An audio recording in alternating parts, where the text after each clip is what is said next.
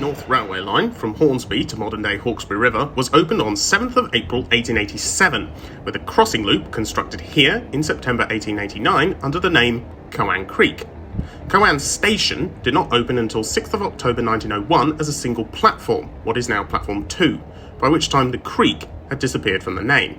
A second platform, the current Platform 1, was added in 1909 along with line duplication. It was apparently proposed in 1906 that the station be reconstructed in island formation, a plan that reappeared in 1958 along with electrification from Hornsby.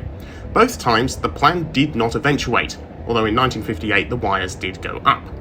Electrification eventually proceeded north to Gosford in 1960, Mariyung in 1982, and finally to its northern extent at Newcastle in 1984. Immediately north of the station is Cowan Bank, a steeply graded 8.6km piece of line descending 200 metres to Hawkesbury River, with a ruling grade of 1 in 42. As a result, Cowan was previously where bank engines would detach from southbound trains, prior to these running light back down to Hawkesbury River.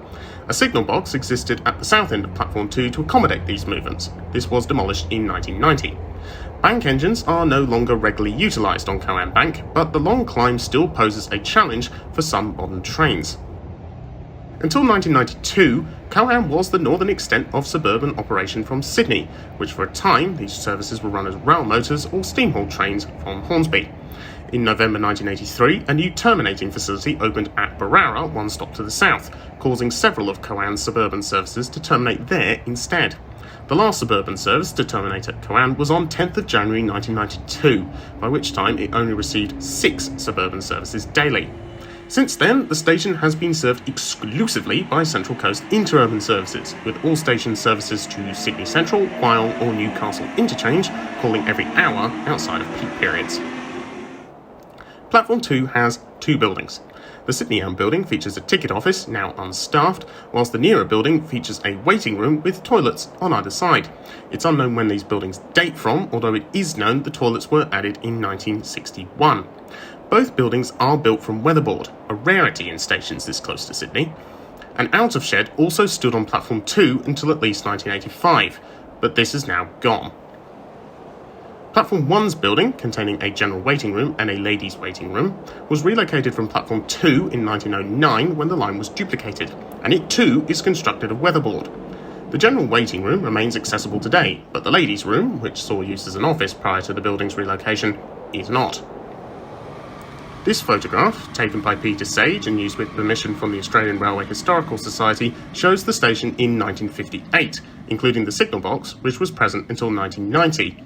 The CPH rail motor at the platform has likely arrived on a local service from Hornsby. At the time of the photo being taken, the wires would have been less than a year old. The name Cowan has 4 possible origins. First, from an Aboriginal Australian word meaning big water. Second, from another Aboriginal Australian word meaning opposite or other side. I believe I've quoted that origin in a couple of prior films. Third, from the name of one of 2 convicts who were brought here in the late 1820s. And fourth, in reference to a tree carved with the word Cowa, C-O-W-A, an Aboriginal Australian word for mountain. Which of these is the case, if any, has now been lost to time. And on that inconclusive note, we can return to the trains.